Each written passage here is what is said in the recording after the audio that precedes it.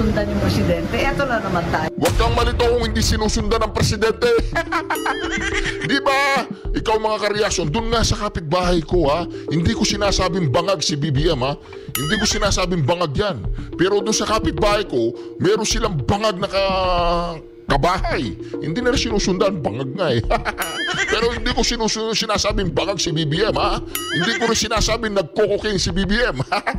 Hindi ko rin sinasabing addict si BBM. Wala po tayong sinasabing ganyan. Ang sinasabi lang natin, hindi nila sinusundan. Sundan ninyo. Maawa naman kayo kay BBM, presidente yan oy. Hindi ba ninyo alam na presidente si BBM, Bersamin? Ikaw yung presidente? Ikaw? Alright. Iba yung pinalabas ng mga katiwala, iba naman yung sinasabi ni Presidente. Sumunod naman kayo. Kung yun ang sinabi ng bossing, dapat sumunod at lahat kayo pumunta sa hearing. Nagmamakaawa si Aimee Manga. Sumunod naman kayo, please. Yung miyembro niya may kakayahan na usigin ng mga kriminal. O kung may kakayahan man, ayaw usigin. Pero yung ating bansa, from the very beginning, sinasabi ng gobyerno, hanggang ngayon, meron daw tayong robust, matabang legal system. Dalawang presidente na nga pinakulong natin Isang presidente ang pinatalsik natin, di po ba? O madali sabi, hindi papasok yung conflict of interest.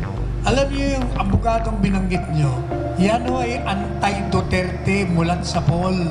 May column yan sa Inquirer. Dati pa, matagal na ho yung Duterte, anti-Duterte. Kasi alam niyo, napapansin ko sa mga Filipino lawyers, pati mga politiko, yung galit nila sa isang tao, yung ayaw nila, naapektuhan yung kanilang talino. Nabubulag sila, hindi na magamit nila yung pinag-aralan nila sa batas. At tingnan nila na kahit na sinong tao, yan ay may kalaban, kakampi, kamag-anak, hindi. Kailangan, kung ano yung batas, ipatupad mo sa kanila. Hindi porket galit ka, gagawa ka ngayon ng mga katwira para lang makapasok doon sa nilabag niya ang batas. Maliho siya doon. Reaction TV Base nagbabalik. Reaction. Napakaganda po ng pag-uusapan natin ngayong mga kareaksyon ha. Mantakin po ninyo, itong si Aimee Manga, palong-palo. Palong-palo po siya. Di ba nagsulat si Bersamin na wala, hindi na pwedeng pumunta dyan. Yung tinatawag nilang executive bla bla bla. Di ba? Sabi ni Aimee Manga, hindi pwede. Ito po yung sinabi ni ito po nagkasagutan na po sila Ayan po mga kareaksyon ha. Nagsulat si Bersamin, nagsulat din si Aimee. Talagang palong-palo po siya. Talagang gigil na manalo bilang senadora. Okay. Kapag ikaw, Aimee, na-contempt mo si Remula, na-contempt mo sino pa ba dapat i-contempt dyan? Si Torre, na-contempt mo yung isang Remula, yung mahinhin gumalaw, yung si John Vic, yung masyadong malinis, mainhin. Pag na-contempt mo sila, Madam Aimee Manga, talagang baka iboboto ka namin. Tapos kapag nag-file ka ng impeachment laban sa kapatid mo, ang tanong, sino ang presidente? Si Bersamin o si BBM? Bakit hindi yata nagsasalita si Bersamin? Si BBM. Para yata sinosolo ni Bersamin yung nag-e-enjoy siya sa limelight. Kaya naman dito mga kareaksyon, talagang gumanti ng sulat, sabi ni Bersamin, given the extensive disclosure made, we believe that the further participation, okay, wag na natin Englishin. Naniniwala sila na hindi na kailangan pumunta doon yung mga alipores nila. Pero dito mga kareaksyon, bumanat si Aimee, sabi niya, the undersigned hopes that you reconsider your decision and allow the invited cabinet members to attend the scheduled hearing. Bakit takot na takot kayong umaten, Bersamin? Kung wala kayong itinatago at talagang walang paglabag sa batas, ang ginawa niyo, oy Bersamin. Di ba, Bersamin, matanda ka na? Di ba dati kang Chief Justice? Hindi mo alam ang batas? Hindi mo ba alam na extrajudicial rendition na nangyari? Anyway, mga ka-reaction, ayan po ang sinulat ni Jaime.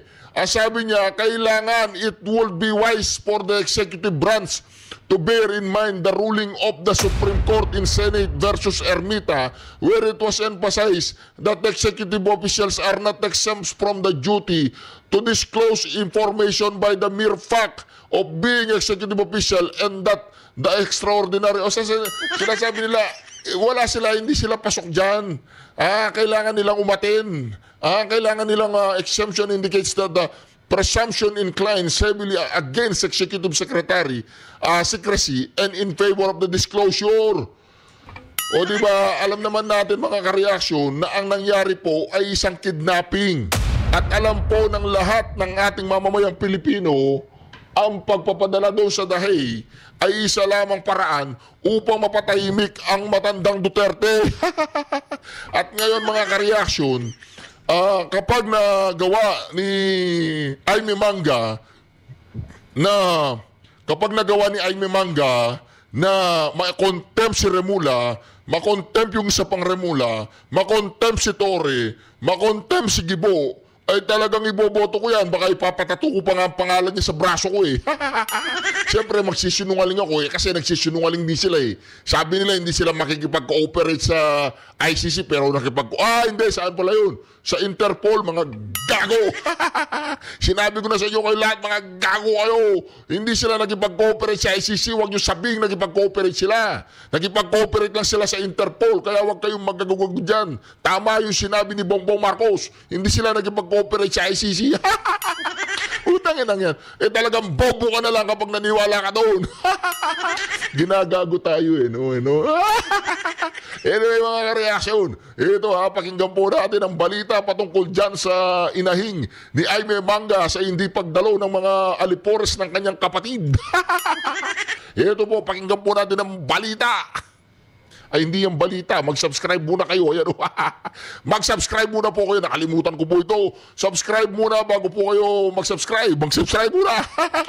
Reaction TVPH, thank you President Mayor Duterte. Tayo lamang po ang YouTuber na ipinasulat ang pangalan ng ating Pangulo Duterte sa kanyang silver play button upang may paabot ang ating marugdob na pasasalamat sa lahat ng kanyang ginawa sa ating bayan, at ihahatid po natin yan doon sa Dahey. Hindi, sa Davao lang. Pagkukuha ko ng police clearance, diretso na ako sundo sa Dahey. Anyway, mga ka-reaction, subscribe, like, and share po mga ka-reaction. Malapit na po tayo mag 500,000 subscribers. Subscribe na po kayo para patuloy po ang paglaki ng ating channel. Ito po mga ka-reaction. Umaasa si Senator Amy Marcos na dadalo ang mga opisyal ng pamahalaan sa ikalawang pagdinig ng Senado kaugnay ng pag-aresto kay dating Pangulong Rodrigo Duterte. Ito ay sa kabila ng sulat ni Executive Secretary Lucas Bersamin na nagsasabing hindi na sila lalahok sa naturang pagdinig. Ayon sa Senadora, malinaw ang utos ni Pangulong Ferdinand Marcos Jr. na huwag hadlangan ang mga opisyal na dumalo, kaya't nagtataka siya kung bakit tila hindi ito sinusunod. Naniniwala sa Senator Jaime na marami pang kailangang linawin sa issue, lalo na matapos ang naunang pagdinig kung saan dumalo lahat ang mga opisyal ng administrasyon. Nakita ko rin yung anunsyo ni Presidente Bongbong na sabi niya hindi daw niya pipigilan ang sino man na lumahok doon sa hearing. Ngayon, nalilito ako, ba't hindi naman sinusundan yung Presidente? Eto na naman tayo. Iba yung pinalabas ng mga katiwala, iba naman yung sinasabi ni Presidente. Sumunod naman kayo kung yun ang Umaawa na kayo, sumunod naman kayo sa kapatid ko. Di ba mga ka-reaction? Iba yung sinasabi ng presidente, sabi nga ni Vlogger Clear, walang pipigil. Batang uli, hoy! Sabi ni Bersamin, wala na. Huwag kayong pupunta doon, huwag kayong pupunta. Ako presidente dito. Walang pupunta doon sa Senado. Oy, Bersamin, ikaw ba yung presidente? O kaya naman, yung presidente mo, ay sinabi niya ngayon, hindi na niya naalala mamaya. Kaya naman, iba-iba yung sinasabi. Dito, hindi pupunta, hindi pupunta. Kailangan gagawa tayo ng kanta. Pupunta, hindi pupunta. Mga sinungaling. Mga pangit na kayo, sinungaling pa kayo. Ito mga kareaksyon, pakinggan po natin. Sinabi ng bossing, dapat sumunod at lahat kayo pumunta sa hearing. Sa hearing. Ngayon, nalilito ako, ba't hindi naman sinusundan yung presidente? Eto na naman tayo. Huwag kang malito kung hindi sinusundan ng presidente. Di ba? Ikaw mga kareaksyon, dun nga sa kapitbahay ko ha, hindi ko sinasabing bangag si BBM ha. Hindi ko sinasabing bangag yan. Pero dun sa kapitbahay ko, meron silang bangag na kabahay. Hindi na sinusundan, bangag nga eh. Pero hindi ko sinasabing bangag si BBM ha. Hindi ko rin sinasabing nagko-cocaine si BBM. Hindi ko rin sinasabing addict si BBM. Wala po tayong sinasabing ganyan. Ang sinasabi lang natin, hindi nila sinusundan. Sundan ninyo. Maawa naman kayo kay BBM, presidente yan, oy. Hindi ba ninyo alam na presidente si BBM, Bersamin? Ikaw yung presidente? Ikaw? Alright. Iba yung pinalabas ng mga katiwala, iba naman yung sinasabi ni Presidente. Sumunod naman kayo. Kung yun ang sinabi ng bossing, dapat sumunod at lahat kayo pumunta sa hearing. Nagmamakaawa si Aimee Manga. Sumunod naman kayo, please. Sumunod naman kayo, please. Sumunod naman kayo, please. Di ba? Okay. Investigasyon ng Senado sa pag-aresto kay dating Pangulong Duterte tuloy kahit hindi sumipot ang mga miyembro ng gabinete. Alamin natin ang detalye kay Mean Corvera. Mean. Senado ang nakatakdang investigasyon na bukas kaugnayan sa pagkakaaresto kay dating Pangulong Rodrigo Duterte. Yan ay kahit may abiso na ang Malacanang na hindi pa dadaluhin ang mga miyembro ng gabinete at iba pang executive officials. Ayon kay Senador Amy Marcos na chairman ng komite, marami pa rin namang inimbitahang mga resource person. Pero hindi pa masabi ng senador kung sino-sino ang nagkumpirma para sumipot sa investigasyon bukas. Una nang sumulat kahapon si Executive Secretary Lucas Bersamin kina Senate President Francis Escudero at kay Marcos para ipaalam na hindi dadalo ang mga opisyal ng gabinete ng Pangulo. Katwira nakasaad sa sulat na nasagot na ng mga opisyal ng pamahalaan sa unang pagdinig ang mga tanong ukol sa naganap na pag-aresto at pag-surrender sa dating Pangulo sa International Criminal Court. Mean Corvera para sa Mata ng Agila, matatag, matapang. O ano pa? Hindi kayo susunod sa Pangulo? Hindi kayo susunod? Oo, hindi kayo susunod. Hindi, wow. Kawawa naman si Aimee Manga. Diba? Nagpapasikat siya, pinapahiya siya ng kapatid niya. Kasi mabubulgar ang kanilang mga katarantaduan. Huwag mo kasing ibulgar yung mga ginawa nila. Sikreto lang natin yun kahit bulgar na. Ito, pakinggan mo natin ito. Magaling na attorney nito, idol ko to. Follow up po dun sa sinabi nyo na kung mamatay si President, baka may maging tumaas yung rank. Are you, sir, directly referring to baka si VP Duterte maging presidente po, if ever mangyari po yun? Actually, kahit na hindi naman sana mangyari, mamatay si Presidente Duterte bago sa 2028, talagang siya na ang magiging presidente. Nung nakarang halalan nga, dapat presidente na yun, kundi next slide. Kaya nga, di ba, kaya palagi kong sinasabi sa programa ko, ang talagang layunin dyan, siraan mo si DP Sara at yung kanyang #1 supporter, influencer na ama. Kasi, walang kalaban-laban sila pag si Inday Sara ang tatakbong presidente sa 2028. Kaya ang plano, from the very beginning, ang ultimate goal is to destroy Inday Sara, demolish her, either politically, which is by way of impeachment, or physically by way of assassination, or ikulong mo yan para hindi na makalabas. Ganon din si Presidente Duterte at naging successful na nga sila. Napatapon nila. Pero napatapon lang. Marami pa namang remedyo para maibalik ang dating Presidente Duterte sa atin. Sir, magandang umaga po. Ako po si Juliet ng Saksi. Meron po isang statement tong ICC spokesman na si Mr. Ehadi Abdallah na tanging mga hukom lamang daw po ang maaring mag-utos sa interim release ng dating Pangulo. Pero may ilang kondisyon daw po na kinakailangan para po desisyonan nito ng ICC. Ano po ang masasabi niyo tungkol po dito? Sa batas po ng ICC, meron nung tinatawag na interim release na pag merong mga paglabag sa karapatan ng akusado ay nagiging batayan upang pansamantala siyang ang akusado ay palayain muna. At palagay ko yun ang gagawin ng mga abogado dun sa hearing. They will file a motion under that. Magandang pagkakataon yun.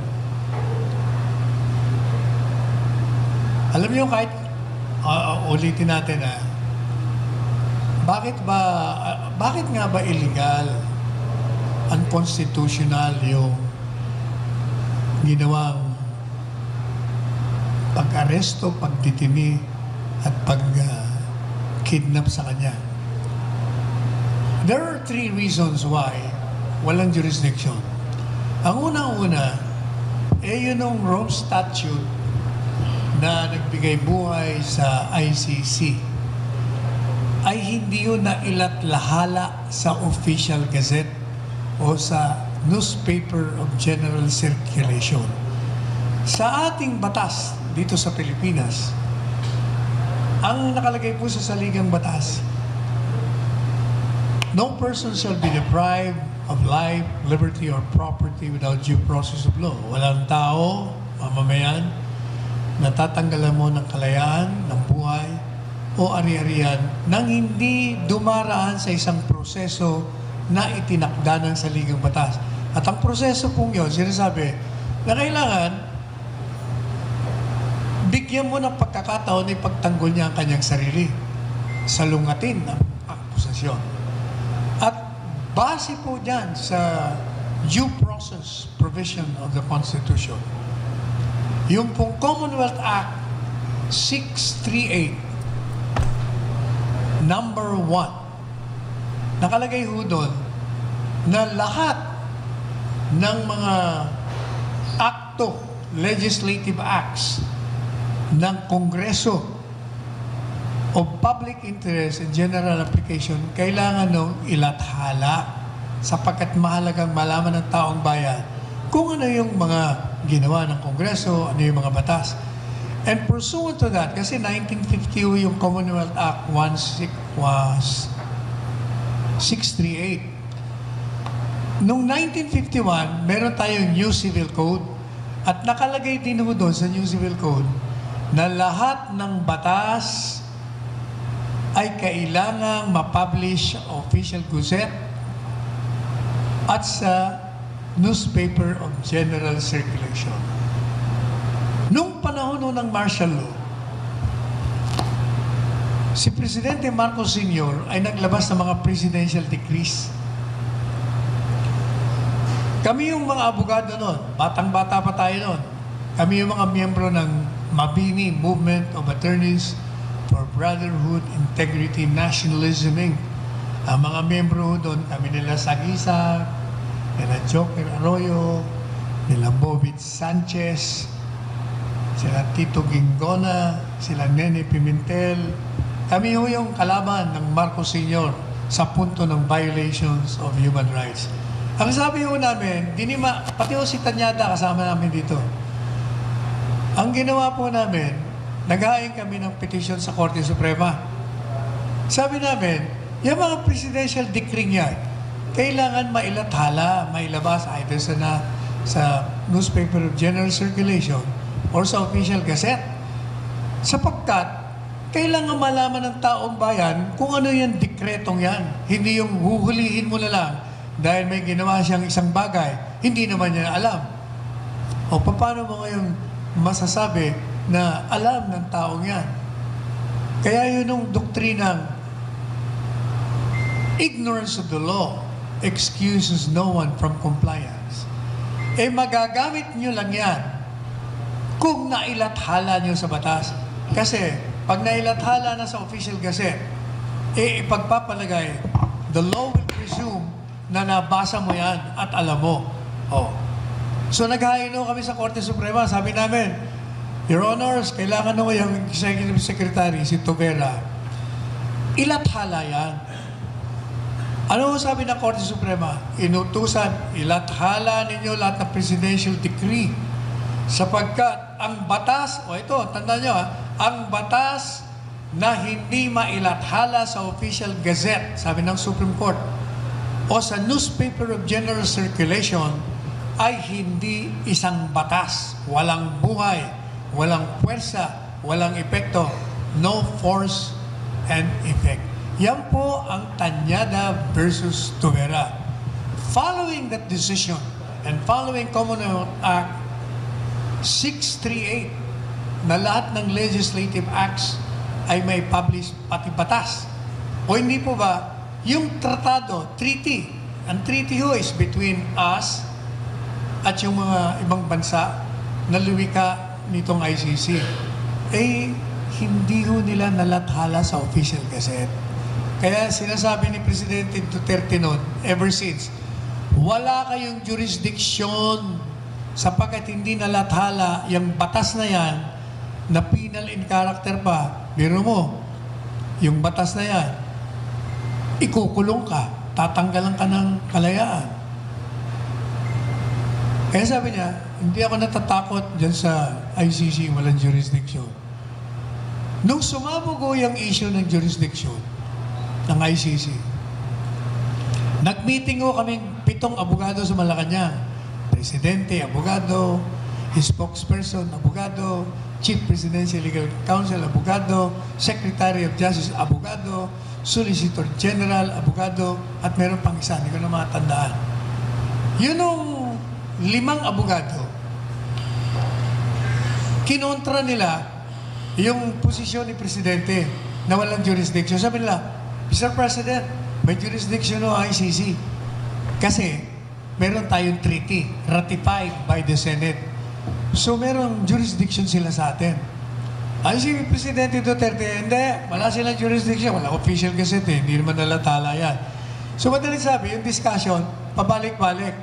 Finally, si Presidente Duterte, tinanong ako. Kasi hindi naman ako umimik. Palagi naman ako hindi umimik hanggang hindi ako tinatanong. Sabi niya, ang tingin mo saan? Sabi ko po, ganito, ang problema lang ba natin, may jurisdiction sila dahil may treaty? Simple. O hindi mag-withdraw tayo, umaklas. Sa akin o yun.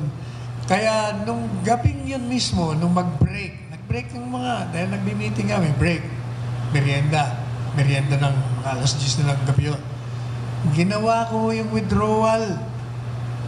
4 page yata yun. Pinabasa ko kay Presidente Duterte. Sabi niya, okay to. Tama lahat ang mga dahilan dito. Sabi ko, pirma nyo na, Mr. President. Pinirma niya, I don't know, kung isa sa inyo nandun at the time, nung briefing ko. Nag-briefing ako the following morning. Inilathala ko kagad yun. Binigay ko sa mga reporter, sabi nga nila, bakit ordinaryong papel lang ito? Sino nung bang gumawa nito? Ikaw si Presidente. Sabi ko, bakit? Sino ba nakapirma dyan?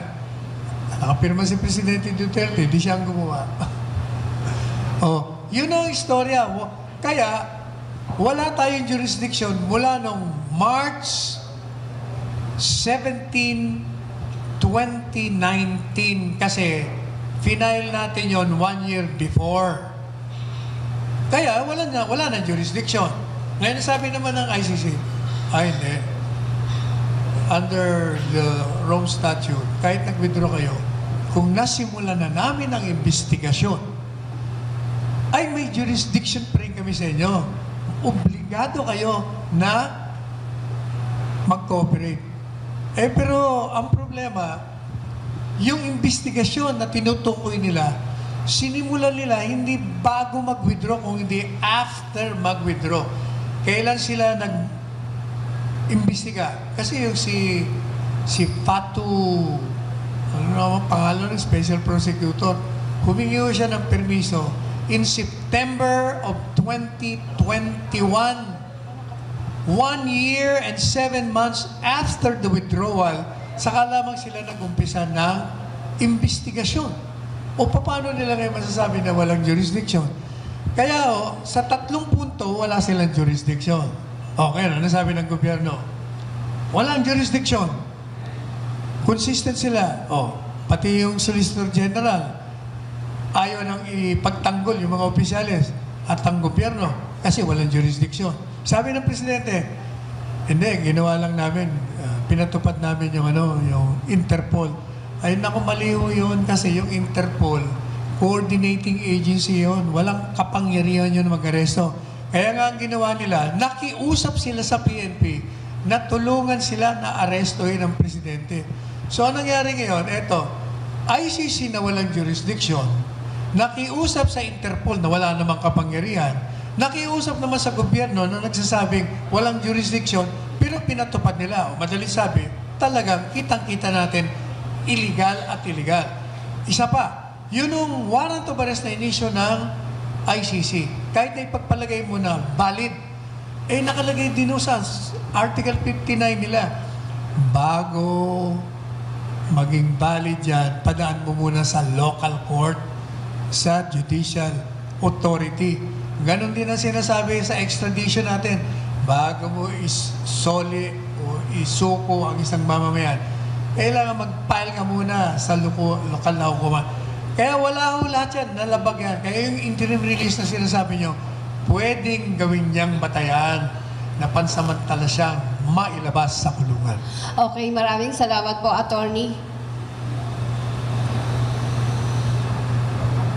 Attorney, meron po kasing sinasabi yung ICC accredited lawyer, si Attorney Joel Butuyan, na yun daw pong pag-alis ni dating Pangulong Rodrigo Duterte sa ICC ay planado raw po at sa conflict of interest. Ano po yung take nyo doon sa statement ng isang ICC accredited lawyer? Ano Yun conflict of interest?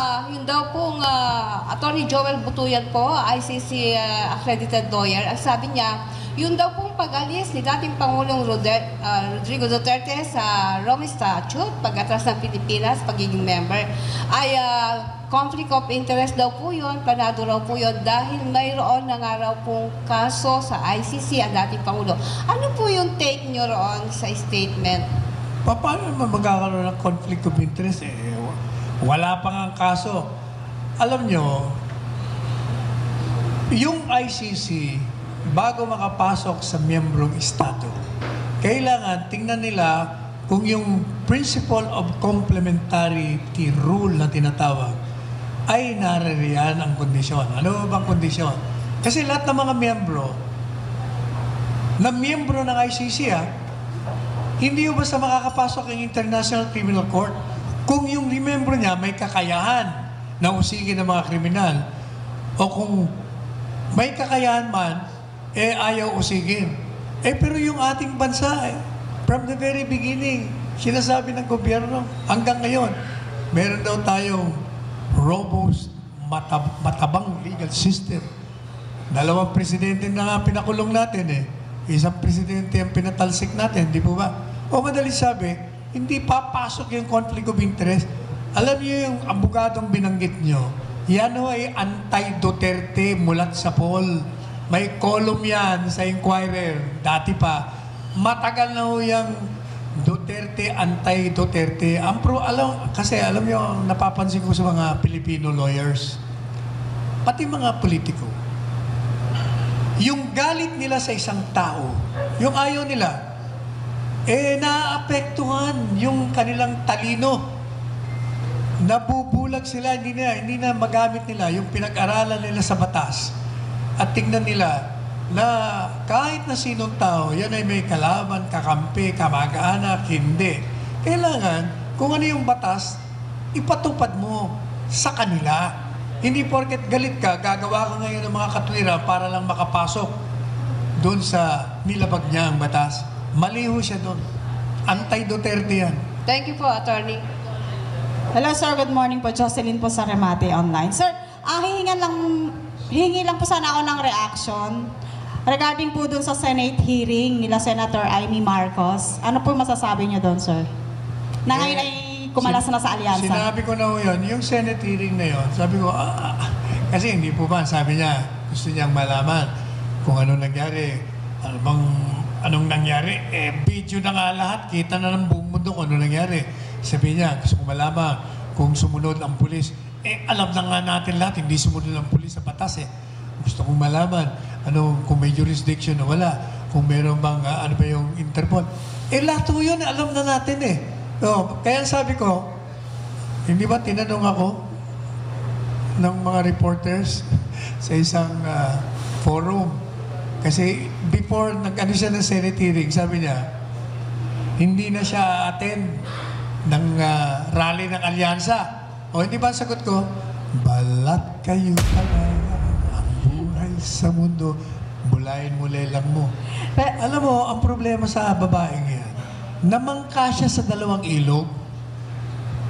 Gusto niya kumuha ng boto sa Duterte, gusto niya rin kumuha ng boto sa Marcos. Binabanatan niya kapatid niya, pero nagkakandara pa siya na itaas ang kamay niya ng kapatid niya. Pagkatapos, nung nakakita na naman siya ng oportunidad na pwedeng maalin siya ng mga Duterte, eto na naman siya. Tapos, eto na. Di ba, yung kanyang kapatid, hindi na siya binabanggit. 2-3 beses na yata sa rally. Kaya no choice ngayon siya. Kaya sabi niya, she bolted. Hindi, you did not bolt. You were fired. Tinanggal ka talaga ng alyansa. Kaya, tingnan nyo, ang survey niya, ang trajectory niya pabagsak. Kasi nga, ang tao, wala nang tiwala sa kanya. Nasira na ang credibility niya.